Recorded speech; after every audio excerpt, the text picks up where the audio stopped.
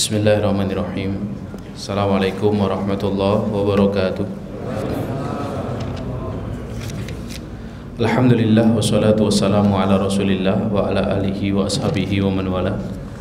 Asyhadu an la ilaha illallah wahdahu la syarikalah, asyhadu anna Muhammadan abduhu wa rasuluhu la nabiyya wa la rasula ba'da. Allahumma shalli wa sallim ala sayyidina Muhammadin wa ala alihi wa ashabihi wa man tabi'ahum bi ihsanin ila yaumiddin. Allahumma la sahla illa ma ja'altahu sahla wa anta isyi'ta taj'alul hazana sahla. Rabbi shrah li sadri wa yassir li amri wahlul 'uqdatam min lisani yafqahu qawli. Allahumma la taj'al musibatana fi dinina wa la taj'alid dunya akbara hammina wa la mablagha ilmina. Allahumma 'allimna ma yanfa'una wanfa'na bima 'allamtana wa zidna ilma wa jannibna ma yadurruna fi dinina wa dunyana ya arhamar rahimin. Wa ba'du, ma'asyiral ikhwan wal akhwat, Bapak Ibu, saudara-saudari, sholihin sholihat yang dimuliakan Allah, mari kita buka majelis ini dengan membaca kalimatul basmalah. Bismillahirrahmanirrahim.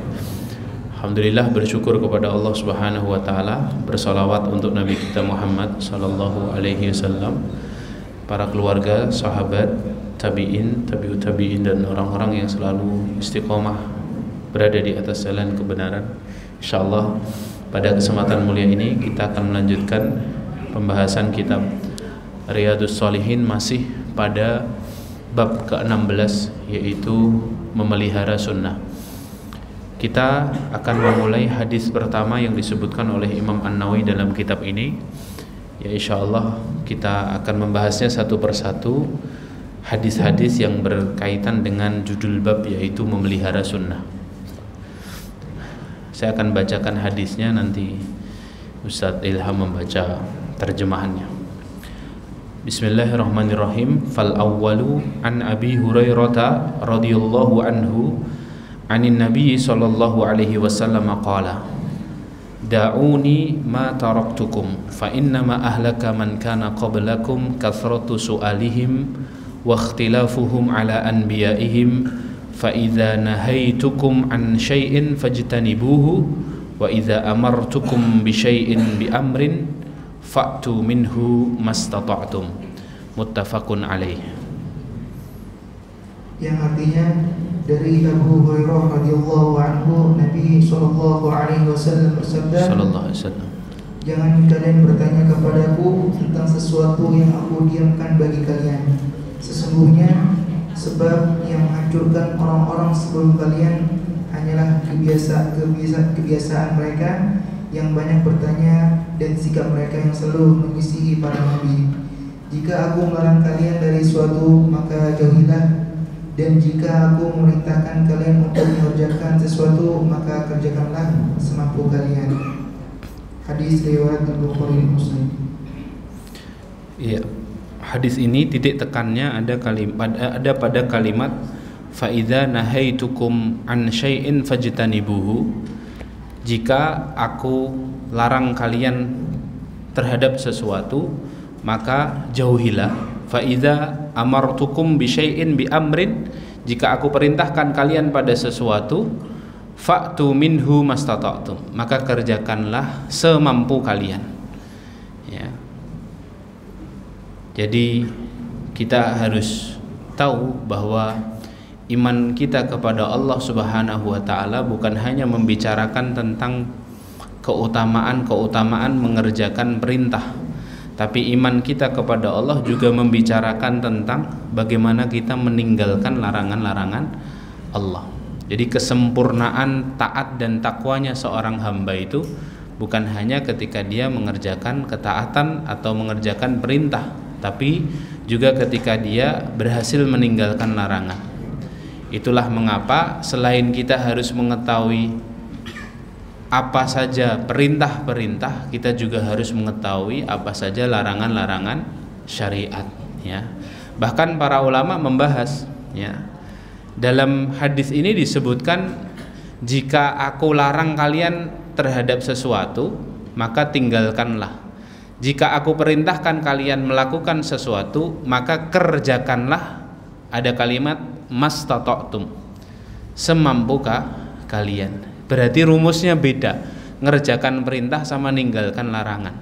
Kalau ninggalkan larangan harus totalitas, harus kesemuanya, tidak boleh sedikit-sedikit ninggalkannya, tidak boleh pula semampunya ninggalkannya. Adapun kalau mengerjakan perintah, rumusnya mastata'tum, semampumu. Bahkan para ulama itu membahas mana yang lebih penting, meninggalkan larangan atau mengerjakan perintah. Ninggalkan larangan atau mengerjakan perintah ketika ada larangan dan ada perintah di satu waktu. Mayoritas ulama, jumhur ulama mengatakan kalau perintah dan larangan datang secara bersamaan, maka lebih penting dan lebih prioritas meninggalkan larangan. Kenapa? Karena perintahnya adalah kalau perintah kerjakan semampumu, tapi kalau larangan nggak ada kalimat semampumu.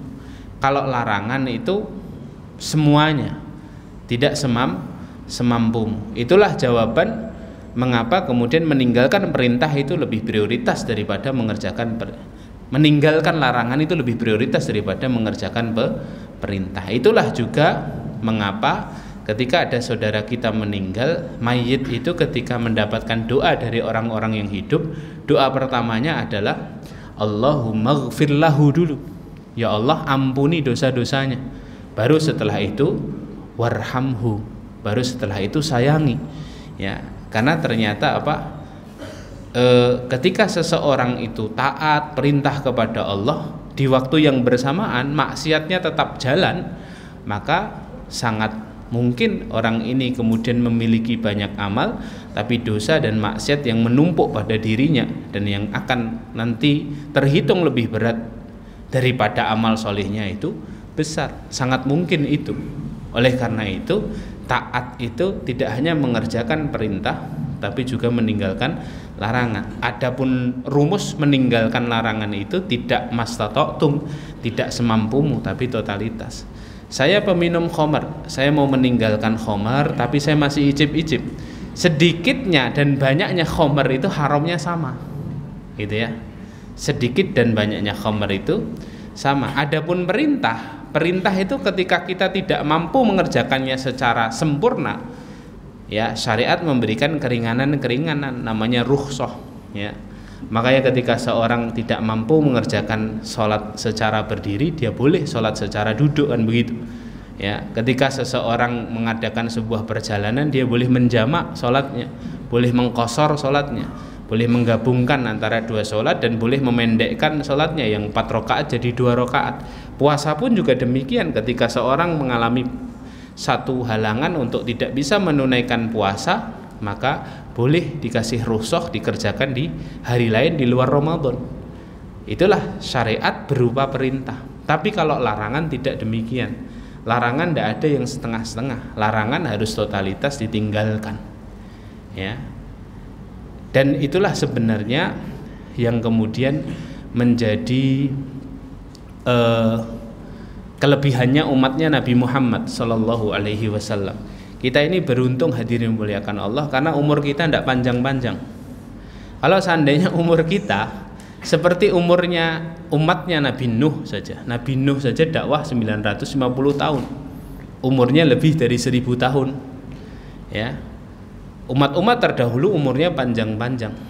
Umatnya Nabi Muhammad umurnya 60 sampai 70 saja. Kalau lebih bonus, kalau kurang diskon, ya. Iya kan? Kenapa kok lebih beruntung kita? Karena hidup ini ya soal perintah dan larangan. Kalau ada perintah wajib dikerjakan, ada larangan harus ditinggalkan. Semakin panjang umur kita, semakin panjang pula hisab kita nanti di hadapan Allah Subhanahu wa ta'ala. Jadi umur yang pendek ini hadirin muliakan Allah, 60 kan tidak dihitung bulat 60 kan hadirin. 60 itu yang dihitung dosa dan pahala itu kan setelah balik, ya. Balik itu kan kalau laki-laki setelah mimpi basah, kalau perempuan setelah haid atau mimpi basah di atas usia 9. Kalau belum haid dan belum mimpi basah sampai usia 15 dalam madhab kita, madhab Syafi'i, jalan 16 mulai dihitung dosa dan pahalanya, mulai balik, ya. Jadi sudahlah umur kita 60 masih dikurang 15 kira-kira begitu. Berarti kan pendek, dan beruntungnya kita hanya akan mempertanggungjawabkan di usia yang pendek itu. Ya. Maka sekali lagi hidup ini soal takwa dan taat kita kepada Allah Subhanahu wa taala. Dan taat itu dua, satu kerjakan perintah semampumu, dua tinggalkan larangan kesemuanya, totalitas, gitu ya. Nah, ini hadirin dimuliakan Allah, ya. Jadi di sini dikasih rumus sama Rasulullah Shallallahu Alaihi Wasallam, ya, memelihara sunnah itu yang paling pokok adalah dengan dua itu dulu. Apa yang diperintahkan Allah dan Rasulnya dikerjakan, apa yang dilarang oleh Allah dan Rasulnya ditinggalkan. Wallahu a'lam bishawab. Kita masuk hadis berikutnya, hadis kedua. Masyarul hadirin yang dimuliakan Allah. An Abi Najihin Al-Irbad bin Sariyah radhiyallahu anhu qala wa'adana Rasulullah sallallahu alaihi wasallam mau'idatan balighatan wajilat minhal qulubu wa dzarafat minhal uyunu faqulna ya Rasulullah ka'annaha mau'idatun muwaddi' fa'ausina qala sallallahu alaihi wasallam usikum bitaqwallahi was-sam'a wat-ta'ata was-sam'i wat-ta'ati wa in ta'ammara alaikum abdun habasiyun wa innahu man ya'is minkum fasayara ikhtilafan katsira fa alaikum bisunnati wa sunnatil khulafa'ir rasyidin al mahdiyyin abdu 'alaiha bin nawajid wa iyyakum wa muhdatsatil umur fa inna kulla bid'atin dalalah rawahu Abu Dawud wa Tirmidzi. Ini hadis yang pernah kita baca di hadis di hadis arba'in, ya, hadis arba'in, tapi tidak apa-apa kita ulang, kita ambil wajhul istidlalnya saja, kita ambil highlightnya saja yang sesuai dengan bab, judul bab, ya. Fadhol ya Syekh. Dari Al-Irbad bin Sariyah radhiyallahu anhu, dia berkata, Rasulullah sallallahu alaihi wasallam memberi nasihat kepada kami dengan satu nasihat yang mengesankan, nasihat yang menjadikan hati bergetar dan air mata bercucuran. Kami berkata, wahai Rasulullah, sepertinya ini nasihat perpisahan. Karena itu berilah kami wasiat. Beliau bersabda, aku wasiatkan kepada kalian untuk selalu bertakwa kepada Allah Azza wa Jalla, mendengar dan taat meskipun yang memimpin kalian seorang budak Habasyah. Barang siapa di antara kalian hidup sesudah Nabi sallallahu alaihi wasallam akan melihat perselisihan yang sangat banyak. Hendaklah kalian berpegang teguh kepada sunnahku dan sunnah khulafa' ar-rasyidin yang diberi petunjuk.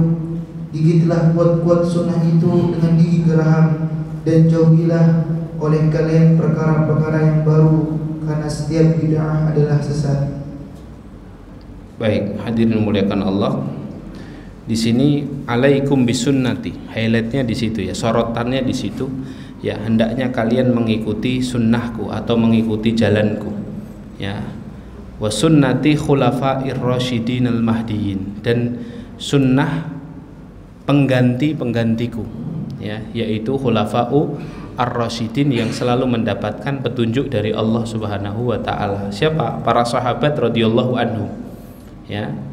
Jadi kemudian Rasulullah SAW menjelaskan di situ, kelak kamu akan mendapatkan, akan menemui banyak sekali perselisihan, ikhtilafan katsira, ya.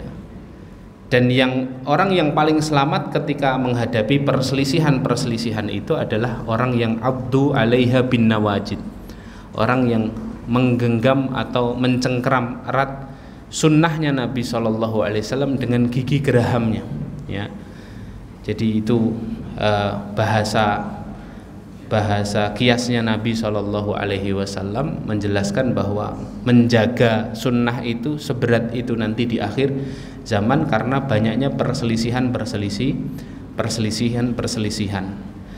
Makanya perselisihan itu suatu keniscayaan, ikhtilaf itu satu keniscayaan. Kalau itu perkara yang ikhtilaf, maka harus kita ketahui secara, ya, bijak, gitu ya. Makanya di antara fikih kita mengusahakan persatuan, ya, kita harus betul-betul tahu ini bahwa umat Islam ini hari ini dicerai-beraikan, agar kemudian musuh-musuh Islam ini senang ketika kita bercerai-berai. Makanya ada beberapa kaidah yang disebutkan oleh para ulama dalam kita mengusahakan persatuan, ya. Jadi ada kaidah-kaidah penting dalam persatuan dan ini harus kita tahu. Yang pertama, kaidah penting dalam persatuan itu ukhuwah kita kepada saudara kita itu dibangun di atas keimanan. Jadi selama saudara kita ini beriman kepada Allah Subhanahu wa taala, Rasulnya Rasulullah SAW, sholatnya masih ngadap kiblat, subuhnya masih 2 rakaat, ya. Kemudian apa? Dia masuk dalam keluarga besar Ahlus Sunnah wal Jamaah. Para ulama sepakat, ya, dalam ilmu akidah Ahlus Sunnah wal Jamaah itu 3. 1 Asy'ariyah, yang kedua Maturidiyah, yang ketiga Hanabilah atau Athariyah, ya. Ketiga-tiganya ini masuk dalam lingkup Ahlus Sunnah wal Jamaah. Kalau sudah keluar dari 3 ini, misalnya Syiah, ya ini sudah bukan, ya, keluarga kita, walaupun dia mengklaim Allah Subhanahu wa taala sebagai Tuhannya, Rasulullah SAW sebagai Rasulnya, ya. Jadi kita berukhuwah dengan saudara kita itu harus dibangun di atas keimanan. Ini rumus pertama, ya. Artinya apa? Jangan sampai kita dengan orang-orang yang kafir, orang-orang yang non muslim lebih mesra dibandingkan saudara kita yang muslim, gitu ya. Jangan sampai juga orang-orang kafir lebih selamat dari lisan kita dibandingkan orang-orang beriman, ya. Makanya kaum takfiri, orang yang mudah mengkafir-kafirkan, itu biasanya sibuk mengkafirkan orang beriman, sedangkan orang-orang tidak beriman ya selamat dari gangguannya, ya. Nah ini ciri-cirinya orang takfiri, sikit-sikit ngafirkan, ya, sikit-sikit nyuruh orang syahadatmu batal, ya. Yang terakhir ada ustadz yang suruh santrinya syahadat ulang, gara-gara pulang, kemudian pas pulang itu pas pilpres kemarin tuh, kemudian karena sudah punya KTP akhirnya sama bapaknya disuruh apa? Suruh coblos dong, ya kan? Ya, suruh coblos. Artinya ini perkara yang ijtihadi kan, mau nyoblos mau enggak, dua-duanya ada dalilnya, gitu ya. Kemudian pas balik ke pondok, ya, ternyata dipanggil sama ustadznya, ya, dan kemudian ditanya, kamu kemarin nyoblos atau enggak? Nyoblos ustadz. Siapa yang nyuruh? Abi ustadz.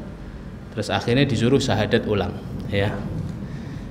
Lah orang-orang takfiri seperti ini sibuk mengkafir-kafirkan saudara muslimnya sendiri daripada apa?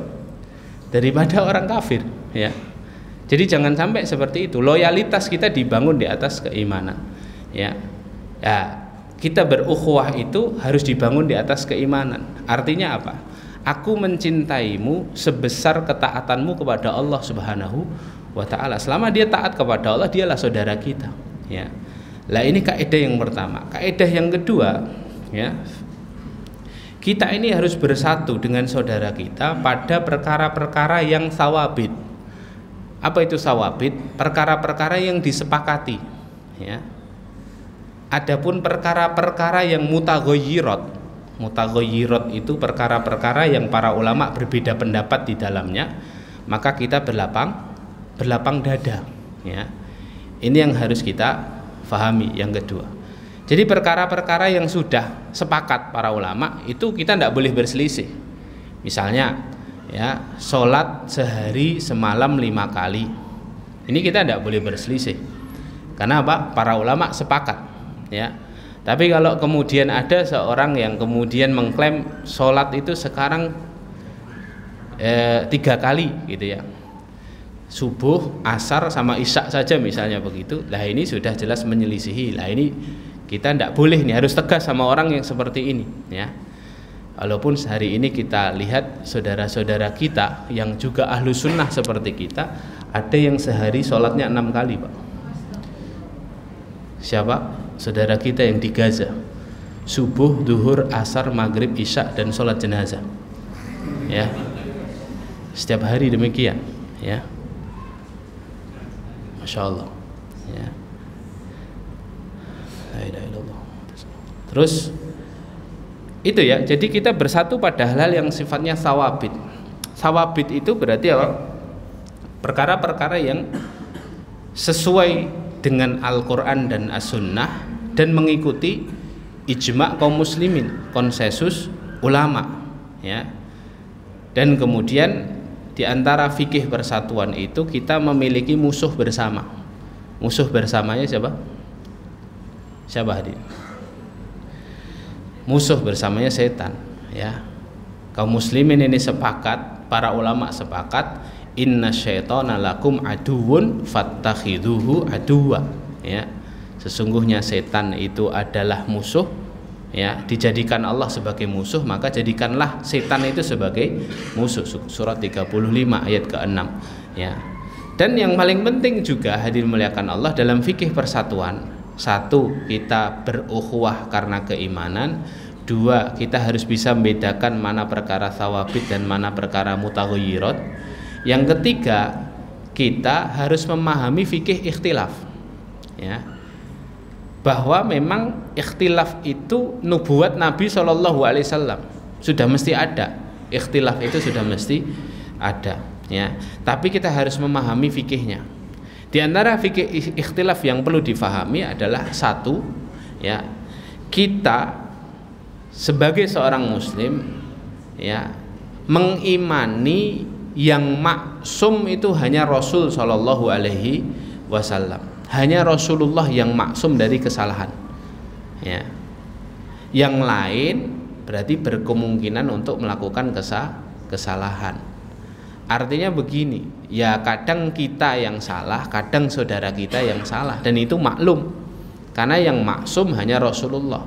Karena kalau prinsip pertama ini tidak kita fahami, kita nanti akan mengkultuskan kelompok kita terus, sehingga kemudian kita tidak bisa salah. Kalau salah itu mesti saudara saya, bukan saya, bukan kelompok saya. Lah ini berbahaya, ya. Jadi fikih ikhtilaf yang pertama yang harus diketahui apa? Kita harus paham bahwa yang maksum hanya Rasulullah Shallallahu Alaihi Wasallam. Yang lain berkemungkinan salah. Sebagaimana saudara saya berkemungkinan salah, saya pun berkemungkinan melakukan kesalahan. Imam Asy-Syafi'i itu kalau debat dengan lawan madhabnya, Imam Syafi'i punya madhab Syafi'i, dengan lawan madhabnya, baik itu madhab Maliki atau madhab Hanafi, ya, itu serius hadir. Kalau ada di ruang debat itu sampai gebrak-gebrak meja, sampai mengangkat suara untuk apa? Mempertahankan pendapatnya. Tapi kalau sudah selesai majelis membahas satu masalah, kalau bahasa kita sekarang basul masail, ya, kalau teman-teman di Nahdlatul Ulama punya majelis basul masail, kalau teman-teman di Muhammadiyah punya majelis tarjih, ya. Ya. Lah Imam Syafi'i demikian, ya. Tapi ketika sudah keluar dari majelis, diriwayatkan dalam banyak kitab, Imam Syafi'i selalu merangkul dan memeluk lawan debatnya. Kemudian Imam Syafi'i selalu berkata, wahai saudaraku, tidakkah mungkin kita bermesraan? Pendapatku benar tapi berkemungkinan salah, pendapatmu salah tapi berkemungkinan benar, ya. Tetap ngomongi sama lawan debatnya, pendapatmu salah tapi masih ada kemungkinan benar. Pendapatku benar tapi masih ada kemungkinan salah, ya. Lah harusnya demikian kita hadirin muliakan Allah. Kita memahami fikih ikhtilaf itu dengan pemahaman penuh bahwa yang paling benar, yang lepas dari kesalahan, yang maksum, terhindar dari dosa dan kesalahan hanya Rasulullah Shallallahu Alaihi Wasallam. Adapun kelompok-kelompok kita ini sangat mungkin melakukan kesalahan, sehingga tidak keras-kerasan hadirin, tidak kaku. Ketika punya pendapat, ya, punya pendapat, tapi kemudian juga menghargai pendapat orang lain. Kemudian yang kedua, fikih ikhtilaf itu yang penting difahami ini hadirin. Para ulama mengangkat satu kaidah dalam fikih ikhtilaf, bunyinya begini. Nata'awanu fi makhtalafna, nata'awanu fi mattafaqna, wa natasamahu fi makhtalafna. Kita tolong menolong dalam perkara-perkara yang kita sepakati, dan kita berlapang dada pada perkara-perkara yang tidak kita sepakati. Tasamuh itu lapang dada. Dalam perkara-perkara yang kita sepakati, kita harus tolong menolong. Jadi kalau kita kumpul dengan saudara-saudara kita yang beda afiliasi, beda background, beda harokah, yang dibahas perkara-perkara yang kita sepakati saja. Tidak usah masuk pada ranah-ranah yang tidak kita sepakati. Ya, kalau lagi kumpul dengan saudara yang lain, bahas amar ma'ruf nahi mungkar, bahas Palestina, bahas buta aksara Quran, bahas bagaimana agar kaum muslimin sholat 5 waktu di masjid. Itu perkara-perkara yang disepakati. Jangan bahas yang dikhilafkan, karena perkara-perkara yang diperselisihkan itu dibahas di majelis-majelis kita sendiri saja. Ya, dan kita harus punya sikap apa? Saling tasamuh, berlapang dada. Masalah kunut itu masalah yang harusnya berlapang dada. Masalah tahlilan, maulid, haul itu masalah yang harusnya kita berlapang dada. Masalah demokrasi, nyoblos atau enggak, itu masalah yang diperselisihkan para ulama. Ada yang tidak nyoblos, ada yang nyoblos, ya. Tapi kemudian itu perkara yang dibangun di atas ilmu, sehingga sikap kita adalah bertasamuh. Ada sebuah kitab judulnya Ikhtilaful Fuqaha. Penulisnya adalah Syekh Jabir Al-Wali rahimahullahu taala. Di dalam kitab itu dibahas berkali-kali bagaimana perbedaan para sahabat radhiyallahu anhum, orang-orang terdekatnya Rasulullah. Mereka kalau berselisih pendapat itu perbedaan pendapatnya sangat tajam, hadirin, ya. Tapi ukhuwah mereka ini sangat hebat, ya. Sahabat Umar itu pernah berselisih pendapat dengan sahabat Ibnu Mas'ud. Soal apa? Soal seorang wanita yang hamil di luar nikah, ya. Jika ada wanita yang hamil di luar nikah, bolehkah wanita itu menikah dengan laki-laki yang membuat dia hamil? Sahabat Umar berpendapat longgar, ya. Sahabat Umar, kalau ada 2 pemuda-pemudi berzina kemudian hamil, boleh tidak nikah? Kata sahabat Umar, justru boleh nikah, suruh mereka nikah. Kenapa? Kata sahabat Umar, awwaluhu sifah wa akhiruhu nikah. Awalnya memang mereka melakukan perbuatan keji, tapi mereka ganti, mereka perbaiki dengan nikah, dengan perbuatan yang diridhoi Allah Subhanahu wa taala. Tapi kalau Ibnu Mas'ud enggak. Ibnu Mas'ud punya pendapat lain. Ibnu Mas'ud bilang apa? Ibnu Mas'ud bilang, ya, enggak boleh nikah. Ya, enggak boleh nikah selamanya. Kalaupun mereka nikah, maka nikahnya adalah zina. Keras Ibnu Mas'ud. Kenapa? Karena diawali dengan sesuatu yang tidak baik, ya. Ketika kemudian mereka berjauhan, pendapat sengit ketika berbeda pendapat. Tapi ketika sahabat Umar dan sahabat Ibnu Mas'ud berjauhan, ya, ketika sahabat Umar ditanya tentang siapa Ibnu Mas'ud, bagaimana Ibnu Mas'ud menurutmu, maka sahabat Umar dengan lantang mengatakan, orang ini Ibnu Mas'ud orang yang sangat mulia, dari ujung rambut sampai ujung kakinya berisi ilmu dan iman, ya. Jadi dipuji oleh sahabat Umar. Sama Ibnu Mas'ud ketika ditanya siapa Umar Ibnul Khattab, Ibnu Mas'ud berkata, ketika disebutkan Umar, maka sahabat Ibnu Mas'ud ini berkata, Umar, duhai Umar, benteng terkuat di dalam Islam. Jika benteng ini roboh, maka pasti Islam akan terkena fitnah dan fitnah. Ya, dan benarlah apa yang dikatakan Ibnu Mas'ud. Setelah sahabat Umar meninggalkan, terjadi fitnah dan fitnah. Zaman Utsman, zaman Ali, zaman Hasan, Muawiyah, Yazid dan seterusnya terjadi fitnah dan fitnah, ya. Jadi bagaimana kemudian mereka itu tetap ukhuwah mereka terjaga. Perselisihan-perselisihan itu sesuatu yang biasa saja yang membuat mereka tidak luntur ukhuwahnya, ya. Lah harusnya kita mencontoh para sahabat radhiyallahu anhum ini. Kemudian di antara fikih ikhtilaf juga yang juga harus kita bentengi diri kita biar dikit-dikit tidak ramai, hadirin. Yang ketiga adalah para ulama bilang perbedaan pendapat yang didasari karena sebab ijtihad, ya.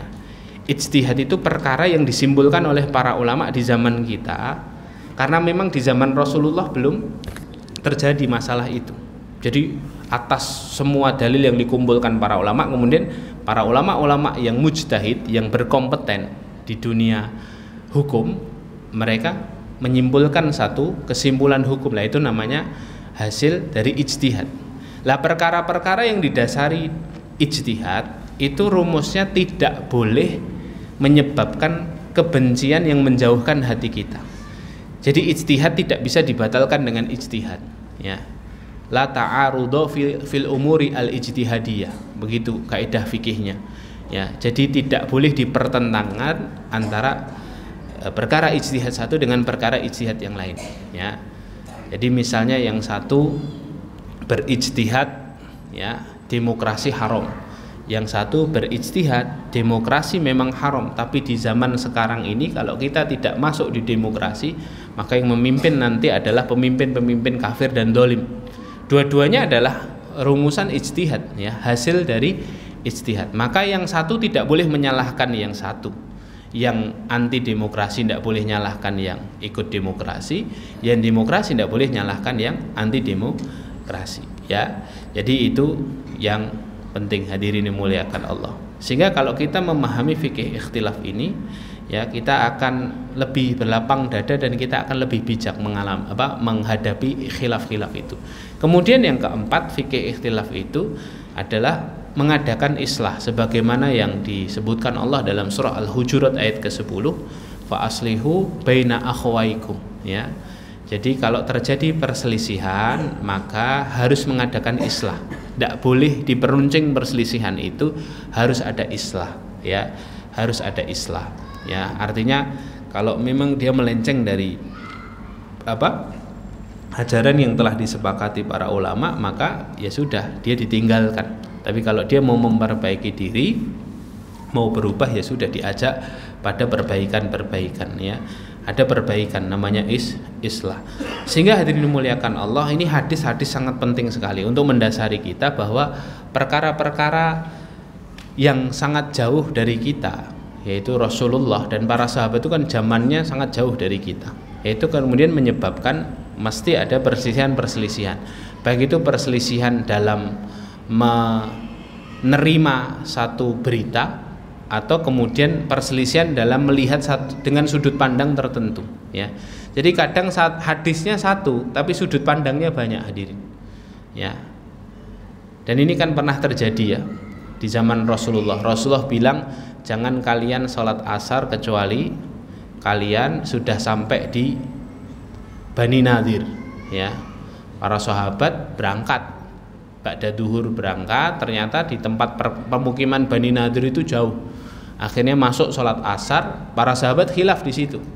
Yang satu masuk sholat asar, ya sholat dulu sudah asar. Tapi sebagian yang lain bilang, apa kalian tadi nggak dengar? Rasulullah bilang, jangan kalian sholat asar sebelum kalian sampai sampai pemukiman Bani Nadir, ya. Maksudnya Rasulullah itu berjalanlah cepat biar sholat asarnya di situ. Sebagian memahami begitu. Akhirnya sebagian sholatnya pas waktu asar, sebagian sholat asarnya ketika sampai Bani Nadir sudah isya, baru sholat asar, ya. Karena yang sebagian memahami apa? Loh, Rasulullah itu merintah gitu biar kita cepat berangkat ke sana. Tapi yang sebagian memahami itu secara tekstual. Kita sholat asarnya di sono, padahal jauh perjalanannya. Akhirnya mereka berselisih. Sebagian yang sholatnya tetap sesuai dengan kaidah awal, inna sholata kanat alal mu'minina kitaban mauquta. Sesungguhnya sholat itu diwajibkan kepada orang-orang beriman pada waktu-waktu yang sudah ditentukan, ya. Yang satu memahami dua-duanya dalil, sampai akhirnya sepulang dari Bani Nadir, hal itu disampaikan kepada Rasulullah. Ya Rasulullah, yang sholat asarnya di waktunya bilang, mengadukan Rasulullah, ya Rasulullah, itu lucu orang-orang itu, ya Rasulullah, sholat asarnya pas waktu isya, ya Rasulullah, ya. Kemudian Rasulullah dengarkan, benar kalian sholat asarnya waktu isya? Iya ya Rasulullah, sesuai dengan perintahmu, jangan kamu sholat asar kecuali di pemukiman Bani Nadir. Mana yang benar ya Rasulullah, kata mereka, ya. Kami yang benar atau mereka yang benar ya Rasulullah, ya. Jawaban Rasulullah hanya satu kata, hadir, apa? La haraj. Dua-duanya benar, ya. Dua-duanya benar. Kamu benar, dia benar. Lah kita khawatir, hadir. Hari ini kita gontok-gontokan kunut, gontok-gontokan maulid, ya, gontok-gontokan demokrasi, gontok-gontokan ini. Nanti ketika kita ketemu Rasul, ya Rasul yang benar mana? Dua-duanya benar, ya. Kalau begitu gimana? Ya, karena ini perkara-perkara yang kemudian beda sudut pandang saja, ya. Dan dua-duanya berdasarkan pemahaman para ulama, ya. Wallahu a'lam bishawab. Nah, ini penting juga. Makanya Imam An-Nawawi ini masukkan hadis ini di hadis kedua sebagai pondasi kita untuk memahami sunnah-sunnah atau perintah-perintah yang dijelaskan di dalam Al-Quran dan As-Sunnah. Kemudian hadirin dimuliakan Allah, hadis berikutnya, hadis keberapa hadirin? Hadis ketiga. Hadis ketiga, Nu'man bin Bashir, ya? Iya. Hah? Abu Hurairah. Coba antum baca. Iya, baca. Hadis berikutnya dari Abu Hurairah radhiyallahu anhu, Nabi sallallahu alaihi wasallam bersabda, kullu ummati yadkhuluna al-jannah illa man aba. Qila wa man ya'ba ya Rasulullah? Qala man ata'ani dakhala al-jannah wa man 'asani faqad aba.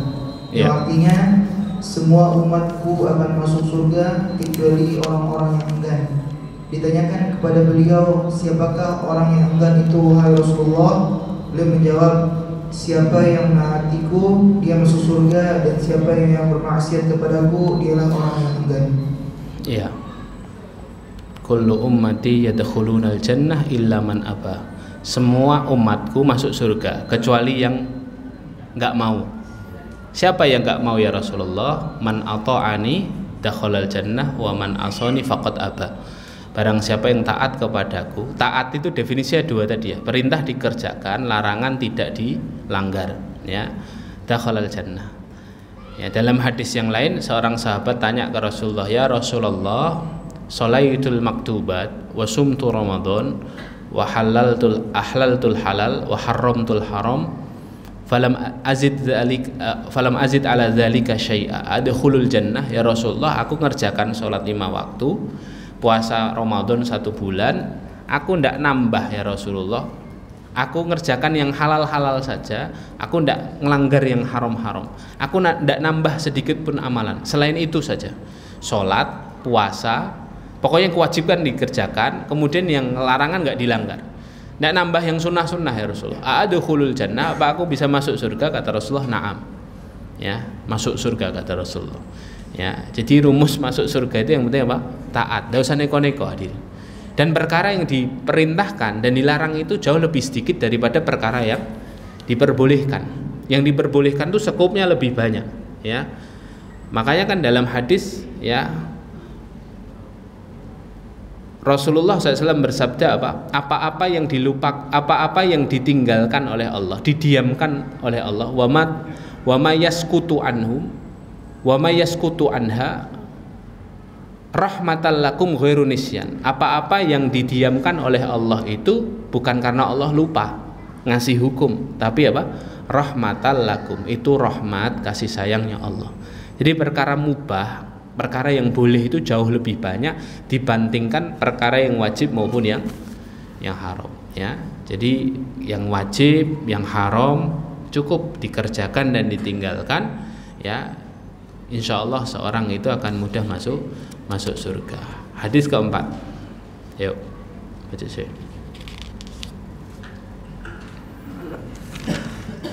Dari Salamah bin Amr bin Al-Aqwa radhiyallahu anhu, dia berkata, anna rajulan akala 'inda Rasulillah sallallahu alaihi wasallam bishimalihi faqala kul biyaminika, qala la astati'u, qala la astata'na, ma mana'ahu illa al-kibru fama rafa'aha ila fihi.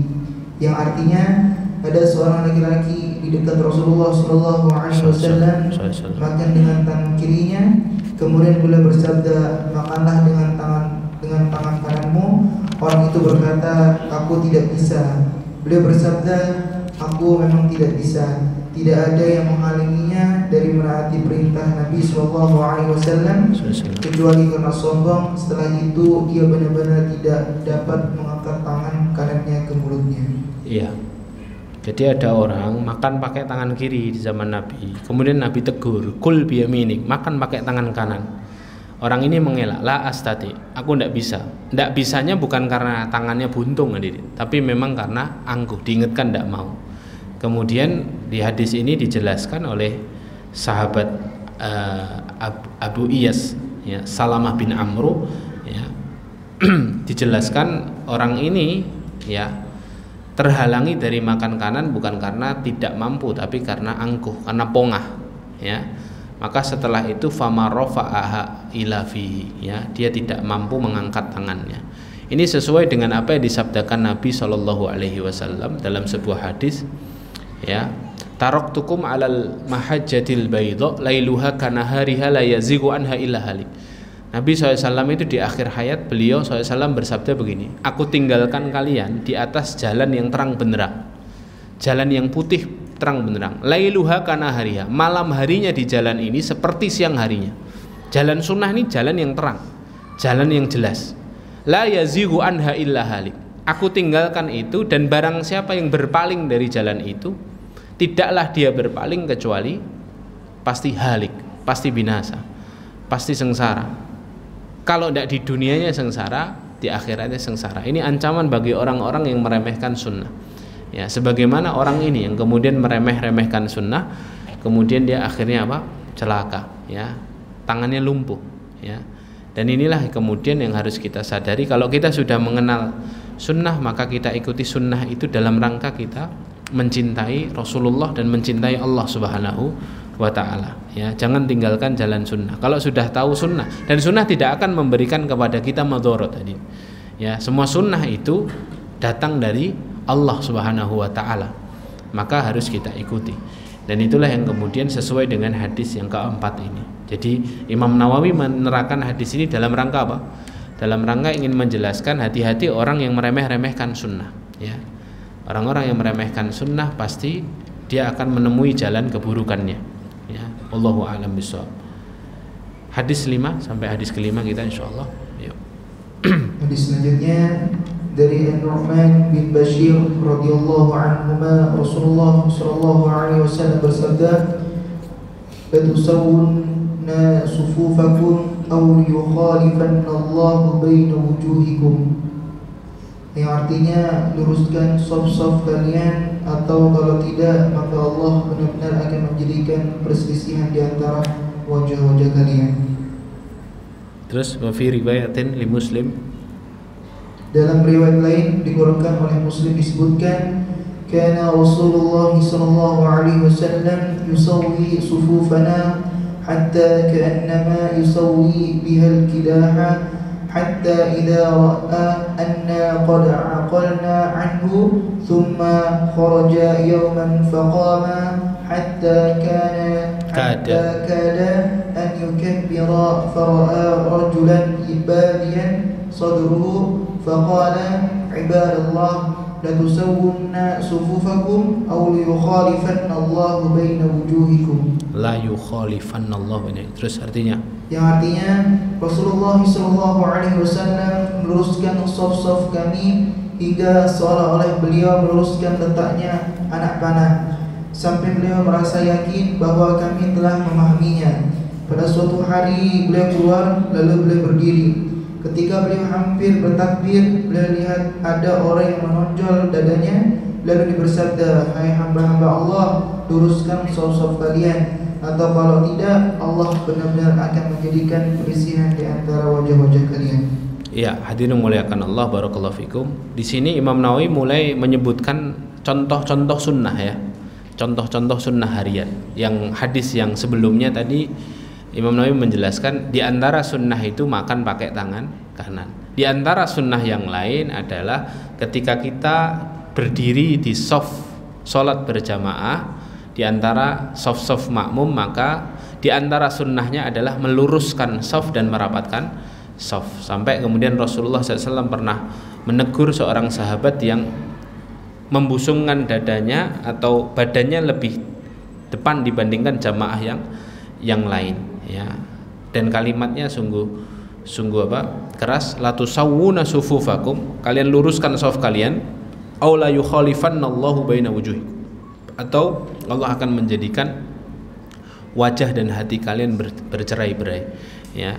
Jadi ini diantara contoh sunnah yang harus diperhatikan, dan ada teguran keras dari Nabi Shallallahu Alaihi Wasallam, ya. Dan setan di dalam sholat itu masuk lewat celah-celah shaf kita, hadir, ya. Dalam penjelasan di hadis-hadis yang banyak nanti di bab sholat kita akan bahas, ya, setan itu mengganggu orang-orang sholat itu lewat shaf-shaf yang tidak rapat dan tidak lurus, ya. Setan masuk di situ, kemudian setan mulai menggoda manusia dalam sholat. Di antara bentuk godaan setan itu 3. Satu, membuat seorang yang sholat menguap. Jadi kalau kita sering menguap, angop ketika sholat, ya itu ada gangguan setan di situ. Yang kedua, setan akan membuat seorang itu tidak fokus ke tempat sujud, ya. Jadi kalau kemudian mata kita kemana-mana nggak tempat sujud, itu diantara gangguan setan, ya. Makanya janganlah kita jadi setan-setan dalam bentuk manusia. Sholat itu ya pakai pakaian yang benar, jangan pakai kaos bola, ya, jangan pakai kaos bergambar, bertulis di belakang, ya. Nah itu dijaga betul, ya, karena itu mendukung program kerja setan, ya. Jangan sampai. Kemudian yang ketiga apa? Yang ketiga, dalam hadis disebutkan setan itu kalau masuk ke shaf-shaf itu mereka akan menggoda dan membisikkan ke dalam telinga manusia untuk mengingat perkara-perkara di luar sholat, ya. Bahasa hadisnya itu uzkur kada wa kada, ingat ini ingat itu, sehingga menyebabkan orang yang ada dalam sholat lupa bilangan rokaatnya. Jadi kalau kita lupa bilangan rokaat, di situ ada gangguan setan, ya. Setan masuk. Lah di antara cara penangkalnya adalah selain tetap menjaga kekhusyuan dalam sholat, merapatkan shaf, ya, merapatkan shaf dalam sholat kita. Wallahu a'lam bishawab. Barakallahu fikum. Sampai sini dulu. Insyaallah kita akan lanjutkan di contoh-contoh sunnah lainnya yang diingatkan oleh Imam Nawawi.